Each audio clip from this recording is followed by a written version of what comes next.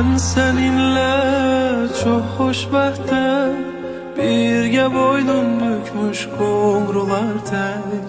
Kalbimde yaşayırsan, en değerli en saf duygular tek.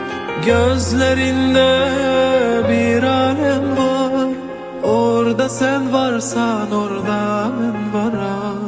Tenhamıdan bəxt versen, ben ise herkesten bəxtiyaram.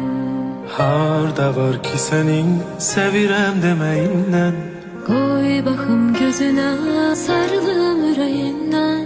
astaca astaca deyirəm biləsən.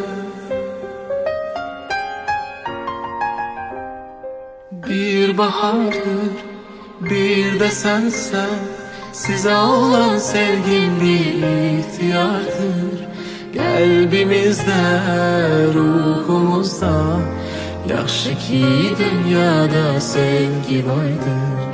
Bir bahardır, bir de sensen, size olan sevgim bir ihtiyardır.